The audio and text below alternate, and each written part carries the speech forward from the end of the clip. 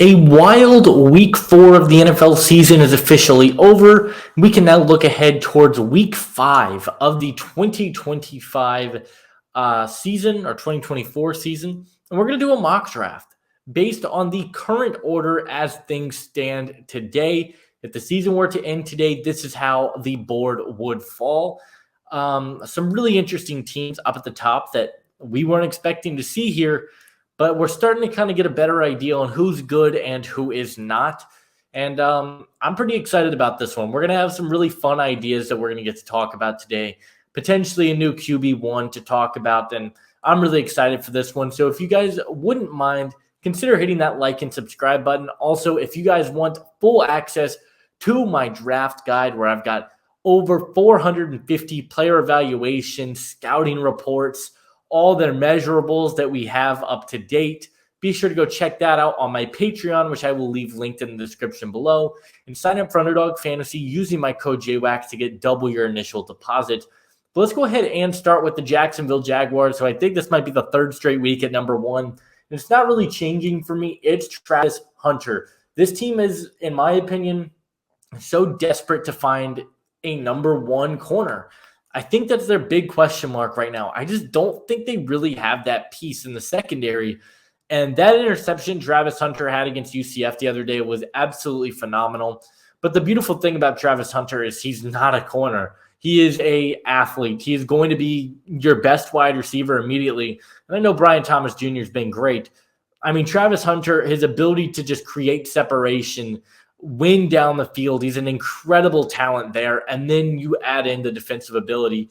I know we say he can't play at both sides of the NFL, but like at this point, why can't he? He's playing over 100 snaps every game. Doesn't really look like he's showing any signs of regression or slowing down. I'm a massive Travis Hunter fan, and I think he is the clear top player in this draft, and he's going to be the number 1 overall pick to Jacksonville. And number 2, we got the Miami Dolphins. Now, a bit of an interesting situation here, because they desperately need offensive line help. Teron Armstead hasn't been able to stay healthy. Austin Jackson, I think they kind of paid him too prematurely. But they also need defensive line help, and quarterback could be a sneaky need for them as well. Miami is one of these teams that I think are going to be a big seller at the trade deadline. I wouldn't be shocked if they decided to offload Tyreek Hill. I'll just put that one on the record now. Either way, I do think this is a team that needs to address the O-line. I know we went quarterback. I'd like to go quarterback for Miami, but it's just really, I just don't know with Tua. That's really what it comes down to. Until we get more answers, can't really go any other direction. And I am going to go with Will Campbell. I think he fits this team pretty perfectly. He's an excellent pass blocker. He's a good blocker in space, is pretty powerful. I think he is the top tackle in this draft class. I'm going to take him at number 2 to Miami. And then sticking with the trend, I think there's got to be back-to-back tackles here. Number 3 overall, I'm going to go with Kelvin Banks out of Texas. 2 tackles go in the top 3. And Banks is a really, really excellent athlete. I think that's going to be the big standout trait in his game. He's just a lockdown athlete, and that's something that you feel pretty excited about. He's a great blocker in space, is a great run blocker. There's a Patriots offensive line that is really, really terrible on really every side. So I think adding a player like Banks to just kind of secure the left side of that line for the next, hopefully, 5 to 6 years, you feel pretty good about. Him and Will Campbell, I think, are the clear top 2 tackles. And then there is a slight dip, but I do think Banks is a really good player, and I've got him going number 3 to New England. At number 4, we got the Cincinnati Bengals. I think this has to be a defensive lineman, whether that be an interior player, whether that be an edge. I think this is a team that desperately needs to improve the interior of their defensive line. I am going to go with who I think is the top defensive lineman in this class, and it's Mason Graham. They did invest pretty heavily on the interior of their defensive line in the draft. You draft Chris Jenkins, you draft McKinley Jackson. None of those players are Mason Graham. Mason Graham is a freak athlete. I believe he's 6'5", 315. He's got an explosive first step. I mean, it seems like every single week this dude's in the backfield making an explosive play, and he's an unbelievable player, and I think he is the top defensive tackle in this draft class. So I am going to take him at number 4 for a Cincinnati team that I think does need some help up front. They haven't been able to generate pressure outside of Trey Hendrickson. Maybe you could go edge as a result of that. Maybe you do decide to go with Abdul Carter, James Pierce, Nick Scorton, but I think Mason Graham provides you a ton of versatility, a ton of explosiveness, and he's going to be my pick at number 4. The Cleveland Browns at number 5, I mean, really tough team to draft for right now because I think tackle is quietly the need for this team. I'm not going to go quarterback this week for them. Deshaun Watson's coming off his probably best game of the season. It wasn't enough because the offensive line just isn't able to really give him any time. But like if we look at the O-line class, it's like, okay, like I think Emory Jones is a good solid tackle.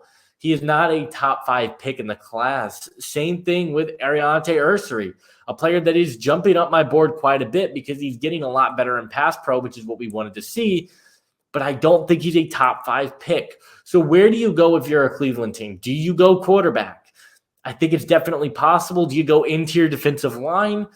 I think that could be a potential need for them, just given the fact that they really haven't been great. But I think we are going to go with the receiver here, more than likely. I just don't really think the value is great anywhere else. Corner could be the other position you go at, just continue to invest in a premium. You got Martin Emerson. Greg Newsome could be on the trade block, so that could be a move. I'm really struggling with this Browns pick, and I do want to stay away from the quarterback angle that I went last week. For the Browns, I'm going to take best player available and take Will Johnson. You could talk yourself into a million different pieces on this team that they could go with. You could go with the second edge rusher. I don't hate that idea, but I think Will Johnson is the safest bet. I think he comes into the NFL as a top 5 corner right away. He's an unbelievable talent, 2 pick sixes, incredible fluidity, ball skills. I mean, you name it, he's got it at the cornerback position. And I'm going to take him at number 5 to Cleveland. It might not be their biggest need, but with Newsome on the trade block, Denzel Burke kind of seemingly never healthy, corner could be a very sneaky need for Cleveland. So I'm going to take Will Johnson at 5. And then at number 6, I think this is where we see the first quarterback come off the board. It's not going to be Carson Beck. It's not going to be Shedeur Sanders. Cam Ward is my number 1 corner, but I am not going to go that direction either. We're going to take Jalen Milroe, coming off one of the most explosive performances of his career. I talked about it in my stock report the other day, but the thing I'm really impressed with when it comes to Milroe, it isn't the deep ball. We knew he had that. We knew he had a cannon for an arm. It's the processing that has just gotten so much better. His ability to kind of dissect the middle of the field, take what the defense has given him. He didn't show that the last few years at Alabama. We're seeing that development. We know he's a great athlete. I think he's a great fit for Tennessee, who's still got weapons. I don't think this team is a horrible team, but they just have no answers at quarterback. I think Milroe could be your long-term solution there. At number 7, we got the Carolina Panthers, and I've gone quarterback, I think, every single week for Carolina, but Panthers fans were in the comments last week, and I do read every comment, and they said they would rather go with an edge rusher, and I do think edge is a big need. They were one of the only times, I think it's the only time in Joe Burrow's career where he doesn't take a single sack, was this weekend against Carolina. I'm going to go with my number 1 edge rusher, and it is James Pierce out of Tennessee. He is one of the most explosive players in this draft class. The first step off the line of scrimmage is phenomenal. And people are going to pay attention to the stats and the box score numbers you'll see on ESPN. You'll see like 2-3 tackles, no sacks. But if you're watching a Tennessee game on a Saturday, James Pierce is disruptive. He's in the backfield, making plays, creating pressure. And that's just something Carolina doesn't have. The sacks are going to come, but the pressures have been very impactful for Tennessee. Part of one of that best defenses in college football. I'm going to take James Pierce at 7. At number 8, we got the Los Angeles Rams. Again, a bunch of different ways that you could go if you are the Rams, but I'm going to go with the top corner left on the board, and that's going to be Benjamin Morrison out of Notre Dame. Really good player who I think is really starting to develop. He's got great size. He's 6'3", good length, good quickness. We talked about it. You're in a division with Marvin Harrison Jr., the only corner I've ever seen give Marvin Harrison Jr. a tough time. was Benjamin Morrison. So I'm going to take Morrison here and hope that he could be my long-term solution at the cornerback position, where it seems like the Rams have been kind of searching for since they traded Jalen Ramsey. At number 9, we got the Arizona Cardinals, and it is going to be Abdul Carter, coming off one of his best games of the year, which is making my prospect spotlight already age poorly. Abdul Carter is a fantastic athlete, and I think in a system run by Gannon on the defensive side of the ball, he's kind of in a perfect spot for him because he's not going to be asked to do he's not going to be asked to be a stand-up edge, or he's not going to be asked to be a online edge is what I should say. I think they're going to find ways to use Abdul Carter in a way that plays into his strengths. I think that's the key part. As an inline kind of 4-3 edge, that's not really where Abdul Carter thrives. Where he thrives is as a blitzer, making plays in space. He's instinctive in coverage. I think they can find ways to use him in Arizona. He's coming off one of his best games of his career, where I think he had 2 sacks, 4 pressures, a forced fumble. He was everywhere against Illinois on Saturday, and he is going to go number 9 to Arizona.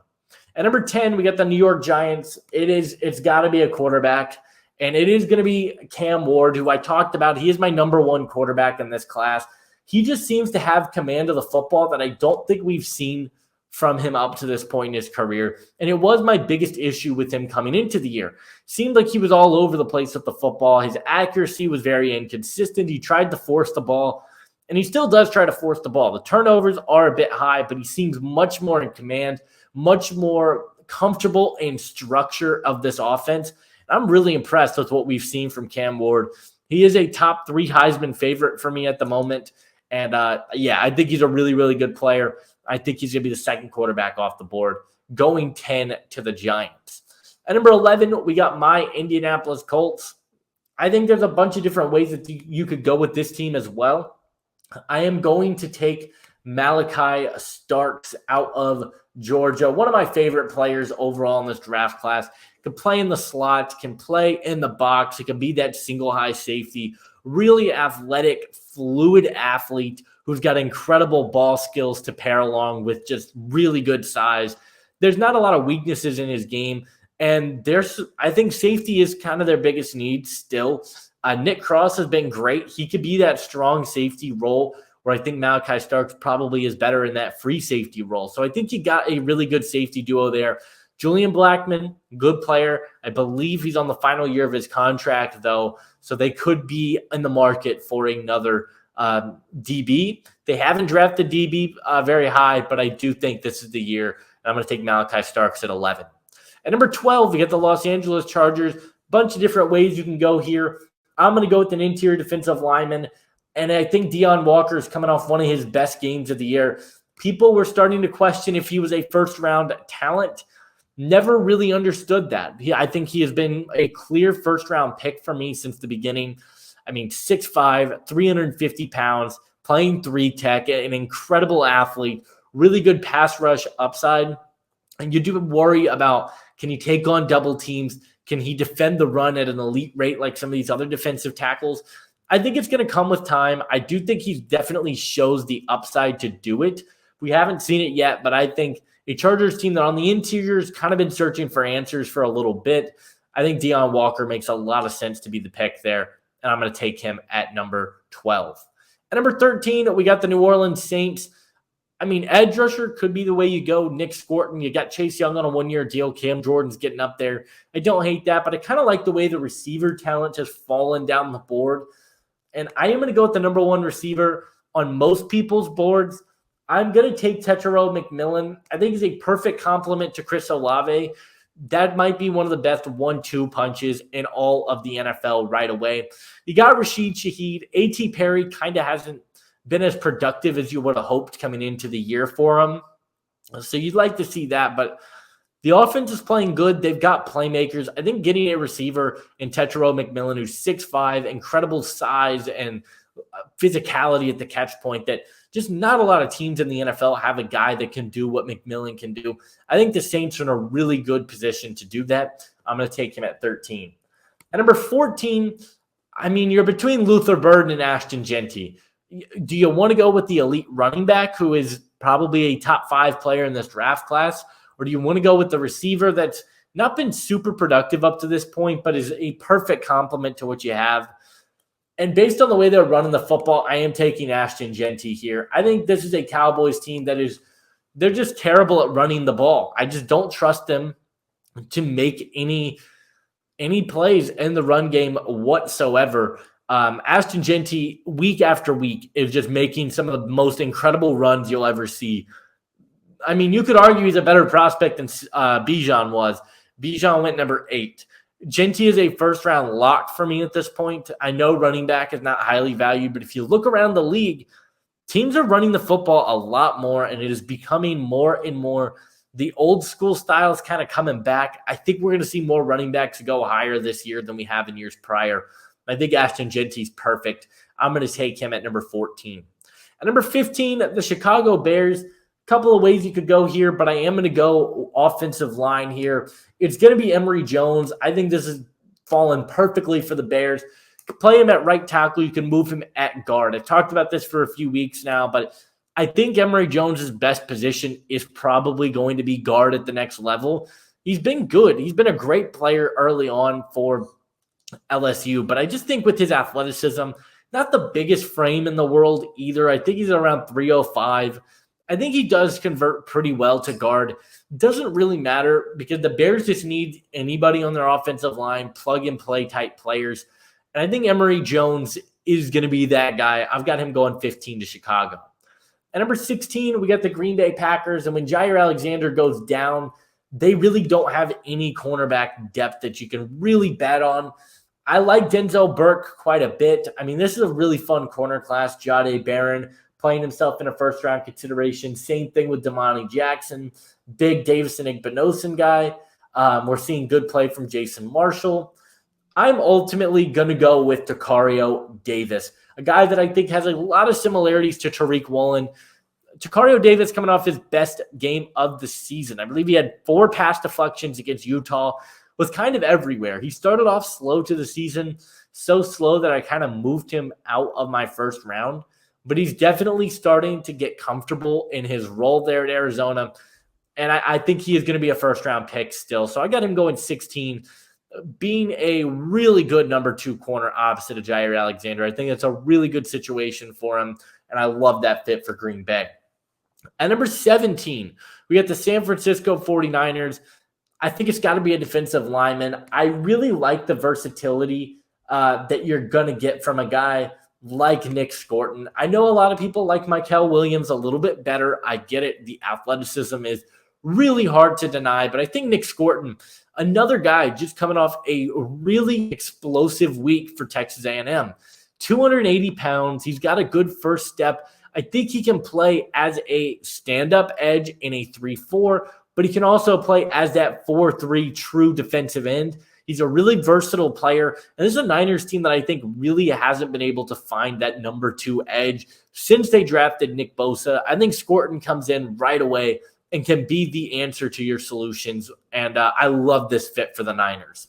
At number 18, I mean, great situation here for Baltimore with Luther Burden still on the board, and that is where I'm going to go. Do I think it's the smartest pick for Baltimore? No, not necessarily, especially because I think he got another undersized receiver in Zay Flowers. But Burden's talent is just too hard to deny, and you'd have fireworks on this offense. I think he'd be their true deep threat. He kind of does. He is a better version of Nelson Aguilar in a weird way, just in terms of the speed, the way I think you can use him. He's got better hands, that's for sure. Burden hasn't had the most productive season up to this point for the Ravens. That being said, don't think he's been bad either. I'm going to go with Luther Burden here at number 18. At number 19, we got the Philadelphia Eagles. You could talk me into taking a quarterback here because I think Jalen Hurts has been that bad, but I'm not going to go that direction. There's a few ways that I'm considering going. I still think linebacker makes a ton of sense. Go with Jalen Walker, a player with incredible athleticism, versatility, can play as an edge rusher for you as well. But I'm just going to bet on upside here and take Mykel Williams. I just think the value is too good to pass up. This is a defense that I think has really struggled. You could go Kevin Winston if you want to go with another safety. Really like that situation for him. But Mykel Williams is a player that I do like. I think he's really explosive. He's got some freakishly long arms. He's 6'5", 250. And we know Philly always drafts these Georgia defensive linemen. I get it, but this is a guy who's going to test off the charts. Hasn't been super healthy yet this season, but he defends the run well. He shows pass rush upside. And for the Eagles, they haven't got a lot out of Bryce Huff. They're missing Hassan Reddick. They've been in the market for a defensive end. I think Mykel Williams could be the answer to that. So I'm going to take him at 19. At number 20, we got the New York Jets, a team that really feels like they're missing quite a few pieces right now. I was really disappointed from what we saw on their offense on Sunday against the Broncos. They felt like they were lacking explosiveness. So I'm going to go get an explosive player here, and it's going to be Isaiah Bond out of Texas, a guy that might run in the 4.3s. He's got freakish speed, really good athlete. I think he's got really good ball tracking abilities as well. I think he's perfect for this team. Yes, you could go quarterback, but with the way the board is falling, I think quarterbacks can wait a little bit. And I think Isaiah Bond's a pretty perfect fit for what the Jets want to do on the offensive side of the football. Gives you some speed, which they don't really have. I love this fit. He's going to be the pick for me at 20. And then at 21, we're going to see the third quarterback come off the board in Shedeur Sanders. I think Vegas runs this card in. I think this is a no-brainer pick, to be quite honest with you. I think this is a perfect value bet. Shedeur Sanders, you could argue, is the number 1 quarterback. You could argue he's the number 6 quarterback. I have him at number 3 because I think his decision-making, his accuracy, his pocket awareness, and his ability under pressure is absolutely phenomenal. He is one of the best quarterbacks under pressure that I've seen. Mechanically, there's some things you want to see get cleaned up. He does have some inconsistent just movements and whatnot. But I think for the Raiders that's looking for their franchise quarterback, you've got a guy here that you feel really confident about moving forward. So I'm going to take Shedeur Sanders at number 21. At 22, we got the Denver Broncos. This could also be a receiver. This is another team that I feel like is really lacking explosiveness. Don't really have any guy that I think is going to take the top off of the defense.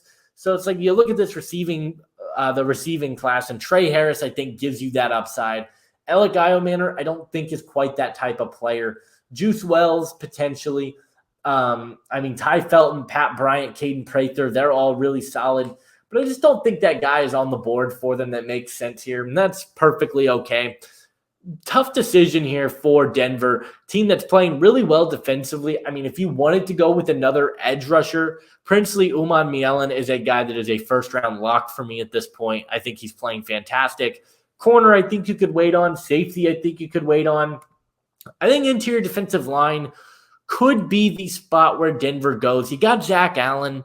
Doesn't really feel like they have that true nose tackle type guy that's just going to be the space eater up front. So I'm going to take Kenneth Grant out of Michigan. I considered Colston Loveland as well at the tight end position, but I'm not going to do that. I think Kenneth Grant's a good fit. He does rush the passer a little bit, but he is primarily a run stuffer up the middle, and I think that's kind of what Denver's looking for on their defense. Just continue to add to that defensive line that's already been a fantastic unit up to this point. At number 23, we got the Atlanta Falcons, and we just talked about him, but I still think this is a team that needs to be able to create more pressure.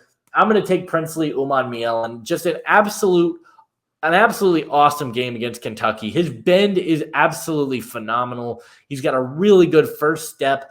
I think his change of direction is a bit inconsistent from time to time, but he's a really good athlete. He's active with his hands, and he's got really, really good bend. Like I said, he can beat an offensive lineman just because he is so flexible around the edge.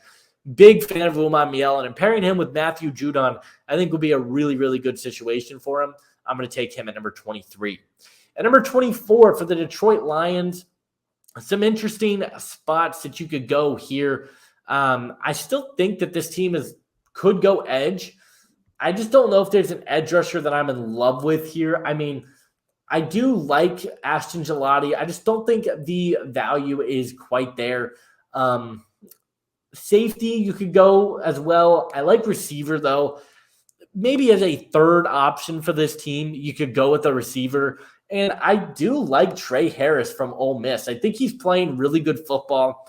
I do think he is that deep ball winner that you don't necessarily have. That physical wide receiver that I don't think you have, that jump ball type guy.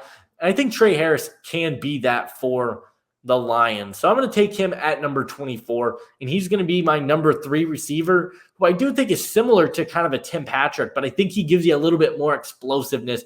Had a really good season after the catch, which was something I wasn't expecting either.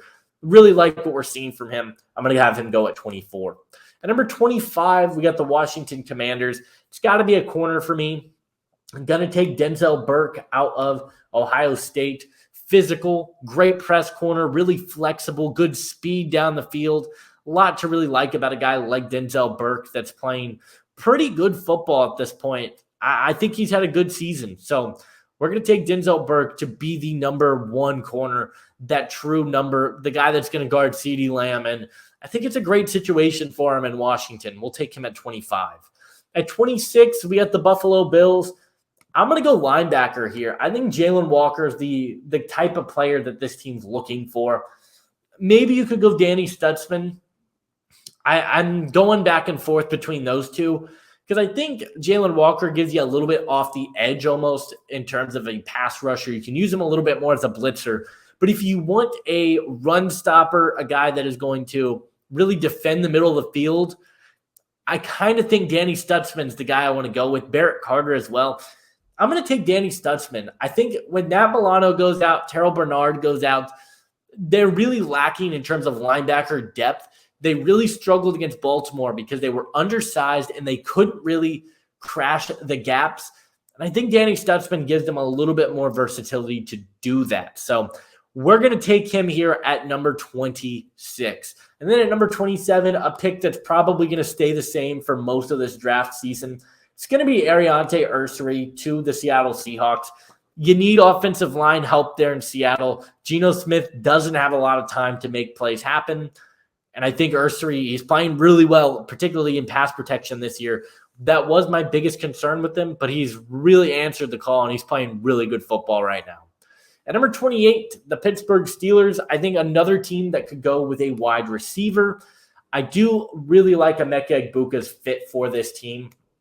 In terms of just a middle of the field kind of slot type of weapon for you that's got good hands, a good route runner, knows how to settle in zone. They don't really have that guy on this team right now. Just that kind of do-it-all type receiver. You get him the ball in space. I think they're lacking that right now. So I'm going to take Emeka Egbuka here at 28, and I think he could be the long-term answer to that wide receiver 2 hole there in Pittsburgh. At number 29, we do have the Houston Texans.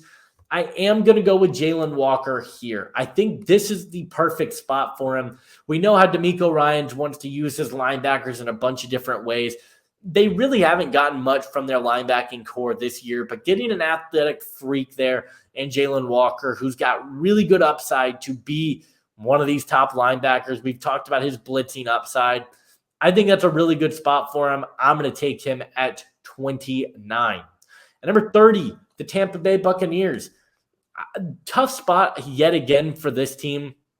I don't think receivers much of a need. Don't think safety's a need. Corner, but the way Zion McCollum, I don't really see that as a need.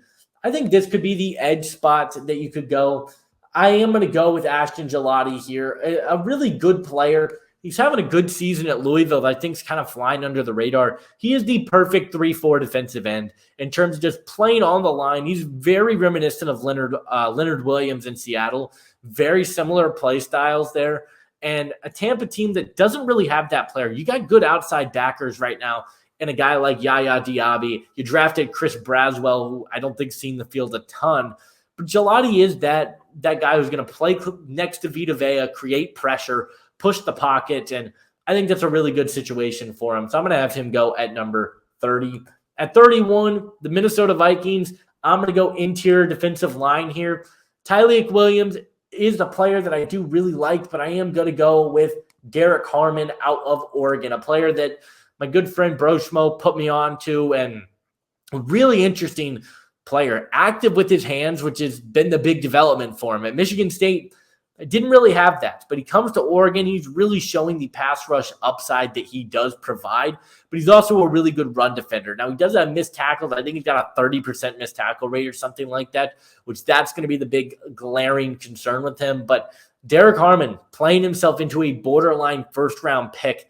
You love to see that. And then the final pick of this mock at 32, the Kansas City Chiefs. I'm going to take Alec Iomanner. I think this team still needs a receiver. Rashee Rice goes down. Xavier Worthy feels very limited. You can't really do as much with him as you kind of thought you might be able to. And yeah, I think that you need another receiver at this team. Iomanner is a reliable weapon who can go up, get the football. And I think he would be a really good fit there in Kansas City. So that's going to do it for this week's mock draft. Let me know which picks you guys liked, which picks you guys didn't like so much. Would love to hear your thoughts and opinions down in the comment section below. But that's going to do it. Leave a like, and I'll see you guys in the next one. Adios.